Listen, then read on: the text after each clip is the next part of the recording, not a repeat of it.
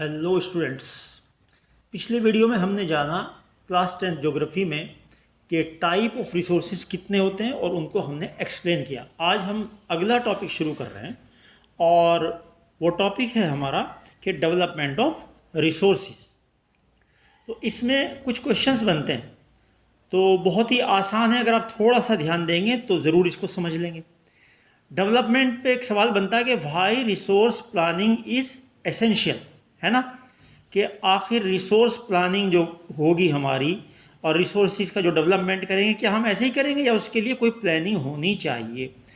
तो पहले हम देखते हैं, शुरू में देखो जब तक कोई दिक्कत नहीं आती तो तब तक उसका हल भी नहीं निकलता, आदमी उसके बारे में सोचता नहीं है। तो शुरू में क्या हुआ, जैसे ही रिसोर्सेज लोगों के पास अवेलेबल थे तो उन्होंने ये समझा कि इट वाज बिलीव्ड, ऐसा विश्वास किया गया कि रिसोर्सेज जो है ये फ्री गिफ्ट ऑफ नेचर है। अब फ्री में देखो कोई चीज़ मिल जाती है तो आदमी उसका सही से यूज़ नहीं करता, है ना। कुछ मेहनत से मिलती है, मशक्क़त से मिलती है, प्रॉब्लम से मिलती है तो उसकी कदर करता है। तो इसलिए लोगों ने कदर नहीं की। कैसा विश्वास किया गया कि रिसोर्सेज तो फ्री हैं, और फ्री होने पर क्या हुआ कि बहुत सारी प्रॉब्लम्स हो गई, जिस तरीके से उसको इनडिस्क्रिमिनेटली यानी बगैर सोचे समझे लोगों ने उसको यूज़ करना शुरू कर दिया बहुत ज़्यादा। उससे क्या हो गई प्रॉब्लम।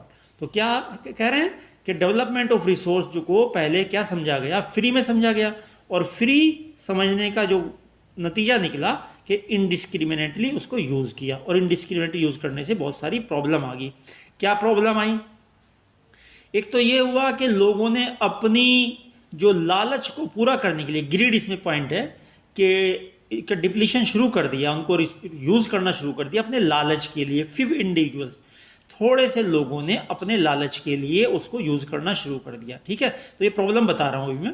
क्या है प्रॉब्लम? अपने लालच के लिए चंद लोगों ने उसको बहुत ज़्यादा एक्सप्लॉइट किया, यूज़ करना शुरू कर दिया। उससे क्या हुआ, एक तो इकोलॉजिकल बैलेंस हो गया कि नेचर में वो चीज़ें जितनी होनी चाहिए थी उतनी नहीं हुई रही जितना होनी चाहिए। बहुत ज़्यादा यूज़ कर लिया, एक्सेसिव यूज़ कर लिया तो कुछ पॉल्यूशन ज़्यादा हो गया, तो इकोलॉजिकल बैलेंस ख़राब हो गया हमारा। दूसरे, जिन लोगों ने ज़्यादा एक्सप्लॉइट किया वो रिच हो गए टेक्नोलॉजी के बेस पर, और जिन लोगों ने यूज़ नहीं किया वो पुअर हो गए। जैसे हम देखें कि टेक्नोलॉजी आई पहले यूरोप में, और यूरोप में आने की वजह से उन्होंने जो जितने भी कॉलोनाइज कंट्री थे उनके रिसोर्सेज को यूज़ किया, और यूज़ करके क्या हुआ कि हम लोग और ज़्यादा गरीब होते चले गए जो उनके ग़ुलाम थे।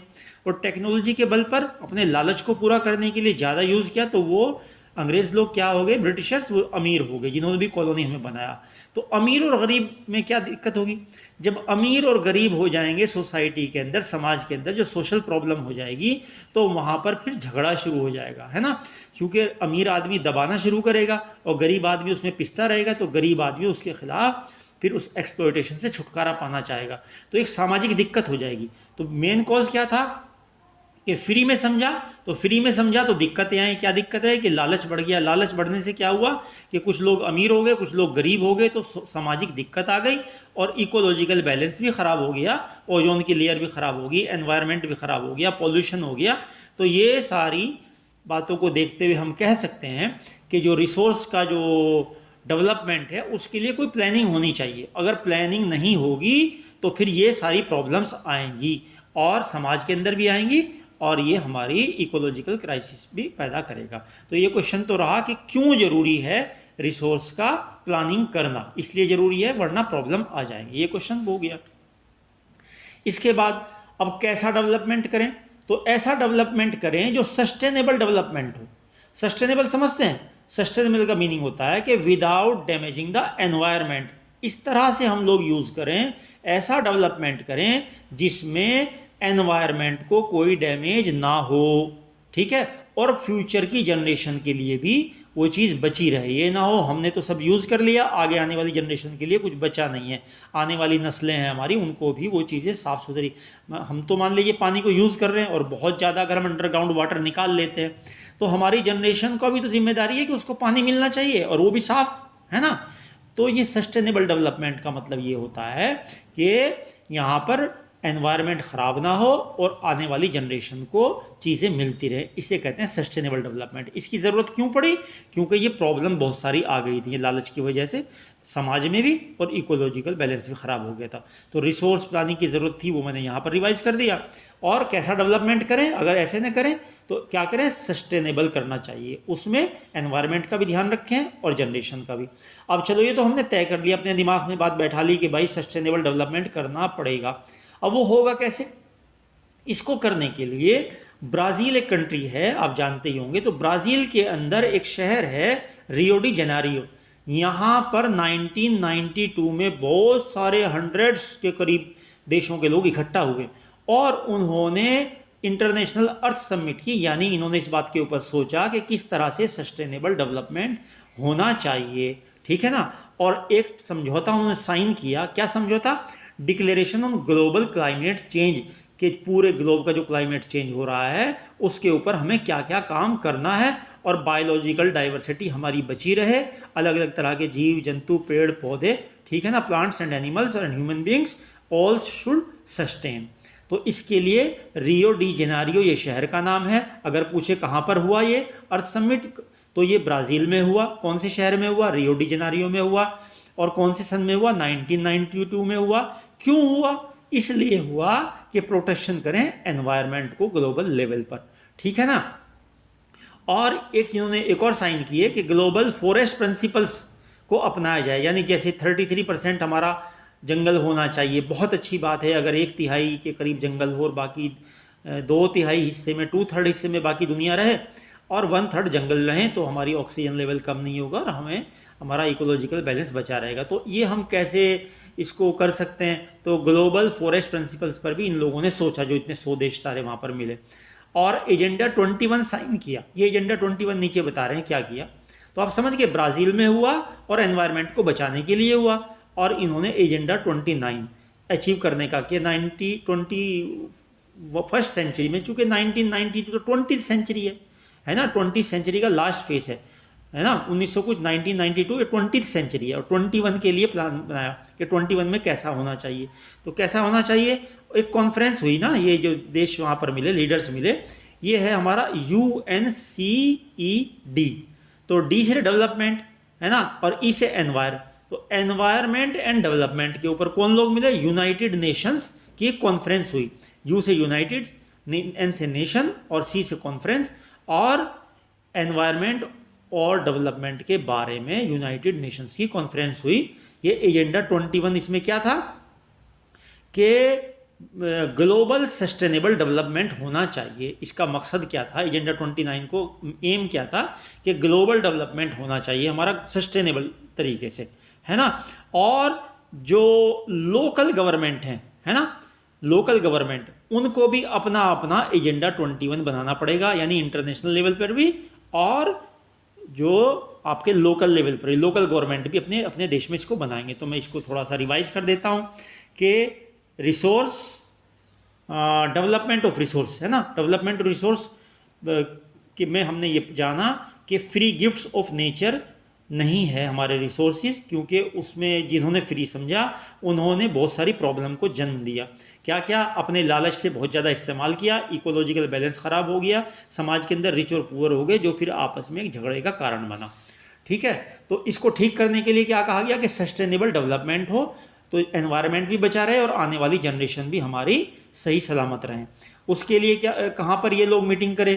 तो मीटिंग की ब्राज़ील के अंदर, रियो डी जेनेरियो शहर के अंदर 1992 में इन्होंने किया और कहा कि हम लोग अपने एनवायरनमेंट को बचाएंगे। और एजेंडा 21 के ऊपर बात हुई और एजेंडा 21 में क्या तय किया गया कि सभी लोग जो है, लोकल गवर्नमेंट भी और जो है इंटरनेशनल लेवल पर भी इसमें एफर्ट करने पड़ेंगे।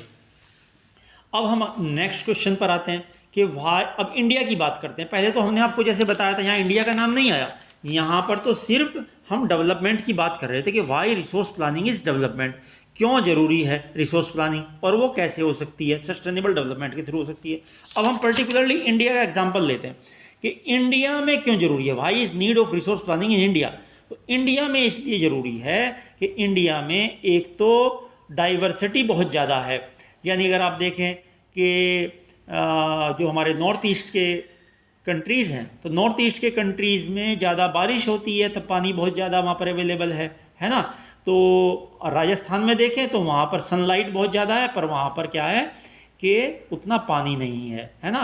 हिमालय पर जाएं तो वहाँ नदियाँ हैं, तो अब अगर हम चले जाएं छत्तीसगढ़ में, मध्य प्रदेश, झारखंड में, तो वहाँ पर मिनरल्स बहुत ज़्यादा हैं। तो इस तरह से हिंदुस्तान में, इंडिया के अंदर बहुत ज़्यादा रिसोर्स प्लानिंग की ज़रूरत है, क्योंकि कुछ एरिया में ज़्यादा है यहाँ पर अवेलेबल हमारे रिसोर्स और कुछ में कम है। तो ये रहा कि क्यों ज़रूरी है, वाई, यहाँ पर क्वेश्चन है why is need of resource planning in India. अब हम ये देखेंगे कि हाउ, अब हमने कह तो दिया कि इंडिया में ज़रूरी है, अब इंडिया में हम रिसोर्स प्लानिंग कैसे करते हैं, तो ये क्वेश्चन से बनता है ना, how there is resource planning in India. तो यहाँ पर 3 पॉइंट में मैं इसको डिफाइन करूंगा और ये पूरा हो जाएगा। 3 पॉइंट क्या है? सबसे पहले तो क्या करते हैं कि आइडेंटिफिकेशन करते हैं रिसोर्स का, या इन्वेंट करें उनको, नए नए रिसोर्स हम लोग बनाएं। सबसे पहले तो रिसोर्स की पहचान करना, कहाँ पर जो है सनलाइट ज़्यादा है, कहाँ पर पानी ज़्यादा है, कहाँ पर मिनरल्स ज़्यादा हैं, कहाँ पर खाने पीने का सामान ज़्यादा है ना। तो उनका आइडेंटिफिकेशन करना, चलो पहचान कर ली कहाँ पर क्या है। उसके बाद फिर हम एक प्लान स्ट्रक्चर करेंगे जिसमें हम काहे की मदद लेंगे, टेक्नोलॉजी की मदद लेंगे, है ना। मान लीजिए रिसोर्स तो हमारे पास में है और हमें ये पता नहीं कि सनलाइट से हम लोग कैसे जो है ना उसको सोलर एनर्जी में कन्वर्ट करेंगे, तो फिर कोई फ़ायदा नहीं होगा। रिसोर्स तो हमारे पास पहले से थे, लेकिन जैसे बाहर से मैंने बताया कि हम लोग कॉलोनी बन गए ब्रिटिशर्स की, तो ब्रिटिशर्स ने टेक्नोलॉजी के बल पर हम लोगों को एक्सप्लॉइट किया। तो ऐसे ही अगर हम अपने यहाँ रिसोर्स प्लानिंग कर रहे हैं, तो पहले हम पहचान करेंगे रिसोर्स की, आइडेंटिफिकेशन करेंगे, उसके बाद एक प्लान बनाएंगे हम कि जिसमें अप्रोप्रिएट टेक्नोलॉजी भी हो हमारे पास में और पूरा इंस्टीट्यूशनल सेटअप हो कि कैसे हम उसको लागू करेंगे, है ना, उसको लागू करने के लिए। तो हमने पहचान कर ली और पहचान के बाद हमारे पास एक प्लानिंग कर ली पूरी टेक्नोलॉजी के साथ में, और कैसे कौन कौन लोग उसको लागू करेंगे।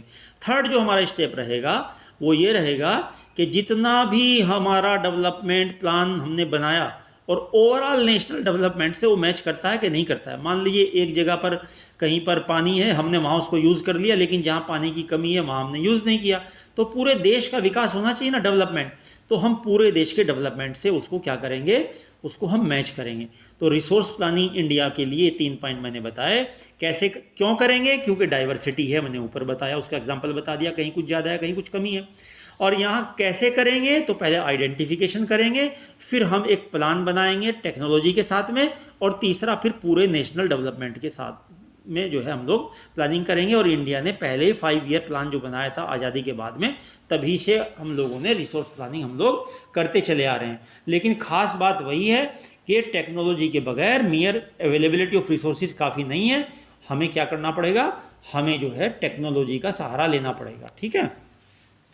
अब इसके बाद क्या रह गया, अब रह गया हमारे पास कंजर्वेशन, जो हमारा लास्ट हेडिंग है आज का, वो रहा कंजर्वेशन।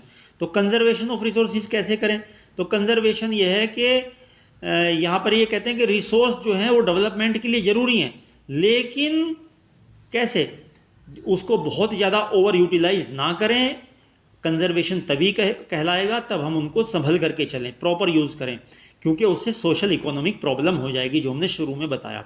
तो रिसोर्स का कंजर्वेशन ऐसे ही होगा कि रिसोर्स को हम बचा करके रखें, है ना, और कोई समाज के अंदर बहुत अमीर और बहुत गरीब ना हो, कोई सोशल और इकोनॉमिक प्रॉब्लम ना हो, तो इस तरह से हम लोग कंजर्वेशन करेंगे। अब गांधी जी ने इसके लिए बहुत अच्छी बात कही है, क्या कहा है कि there is enough for everybody need, हर किसी की ज़रूरत के लिए दुनिया में, हिंदुस्तान में बहुत कुछ है, सब कुछ है, सबकी ज़रूरत पूरी हो सकती है, लेकिन नॉट फॉर एनीबडीज ग्रीड, एक भी आदमी के लालच को सारा हिंदुस्तान मिलकर पूरा नहीं कर सकता। आज उसको इतना सामान चाहिए, फिर और ज़्यादा चाहिए, और चाहिए और चाहिए, तो वो तो एक अनलिमिटेड बात हो जाती है, वो नहीं। हाँ, ज़रूरत के लिए सब कुछ है, लालच के लिए, लालच तो एक आदमी का भी पूरा नहीं हो सकता, ज़रूरत सभी की पूरी हो सकती है। तो ये गांधी जी ने कहा है, there is enough for everybody's need and not for anybody's greed, है ना। और गांधी जी ने एक बात क्या कही कि जो ग्रीड है ना, ग्रीड, और ये ही रूट कोज होता है कि हमारा जो ग्लोबल लेवल पर हमारा डिप्लीशन हो रहा है, एनवायरनमेंट खराब हो रहा है, रिसोर्सेज की कमी पड़ रही जा रही है, अगर हम यूं ही यूज़ करते रहे, तो उसका एकमात्र कारण क्या है, वो ग्रीड है, वो लालच है, this is the only cause. तो गांधी जी क्या कहते हैं कि सब में उसका बंटवारा होना चाहिए। इसलिए एक और लाइन में आप यहाँ बता देता हूँ कि he was against the mass production, कि एक ही कंपनी में ऑटोमेटिक तरीके से बहुत ज़्यादा प्रोडक्शन ना हो, कि सारा उसी के हाथ में, बल्कि गांधी जी चाहते थे कि प्रोडक्शन बाय मास हो, है ना, यानी बहुत ज़्यादा लोग। आप यूँ समझिए कि अगर कोई रोबोट रख करके अपनी कंपनी में उनसे 24 घंटे काम करा रहा है, बहुत ज़्यादा फ्रिज बना रहा है, बहुत ज़्यादा मशीन बना रहा है, कारें बना रहा है, पर रोज़गार तो किसी को नहीं मिला ना। सिर्फ बजाय इसके कि रोबोट से काम लेने के और ऑटोमेटिक मशीनों का थोड़ा कम यूज़ करके ज़्यादा लोगों को रोज़गार दें, हम ह्यूमन बींग से काम लें ताकि ज़्यादा रोज़गार उनको मिले। तो इस तरह से ये कंजर्वेशन का टॉपिक भी हमारा पूरा हुआ। एक बार फिर से हम लोग रिवाइज कर लेते हैं बहुत शॉर्ट में। क्या कि पहला क्वेश्चन ये था कि रिसोर्स प्लानिंग क्या है ना, वाई ये क्यों जरूरी है? इसलिए जरूरी है क्योंकि अगर रिसोर्स प्लानिंग नहीं करेंगे और लालच को पूरा करते रहेंगे तो हमारे समाज के अंदर दिक्कत आ जाएगी, सोशल इकोनॉमिकल प्रॉब्लम हो जाएगी और इकोलॉजिकल बैलेंस खराब हो जाएगा। इससे बचने के लिए क्या करना चाहिए? सस्टेनेबल डेवलपमेंट करना चाहिए, यानी आने वाली जनरेशन का ध्यान रखें, एनवायरनमेंट को डैमेज ना करें। दुनिया ने इसके लिए क्या किया? ब्राज़ील के अंदर रियो डी जेनेरियो शहर के अंदर एक समिट किया 1992 में। यहाँ पर इसको बचाने की बात कही, कैसे एनवायरनमेंट को बचाएंगे। एजेंडा 29 साइन किया गया और कहा गया कि लोकल गवर्नमेंट भी अपने अपने देश में जाकर के अलग अलग एजेंडा बनाएंगे। रिसोर्स प्लानिंग में इंडिया के हवाले से 2 क्वेश्चंस हैं कि क्यों जरूरी है? क्योंकि यहाँ पर डाइवर्सिटी इंडिया में बहुत ज़्यादा है, कहीं पर रिसोर्स ज़्यादा है, कहीं पर कमी है। और फिर हम आते हैं कि इंडिया में रिसोर्स प्लानिंग कैसे करते हैं। तो 3 पॉइंट मैंने बताए। पहले आइडेंटिफिकेशन ऑफ रिसोर्सेज है, फिर एक प्लान का इवोल्व करेंगे, प्लानिंग बनाएंगे, उसके बाद फिर हम पूरे देश के प्लान से उसको मैच करेंगे कि ये पूरे देश के लिए सही है कि नहीं है। तो ऐसे इंडिया में रिसोर्स प्लानिंग होगी। और लास्ट पॉइंट हमारा रहा कंजर्वेशन ऑफ रिसोर्सेज। तो कंजर्वेशन करने के लिए क्या करना चाहिए कि ओवर यूटिलाइजेशन ना करें ताकि कोई प्रॉब्लम ना हो। गांधी जी ने यही कहा कि there is enough for everybody's need and not anybody's greed. और प्रोडक्शन बाई मासिज होना चाहिए बजाय मास प्रोडक्शन के। आज के लिए इतना ही। Thank you, have a nice day.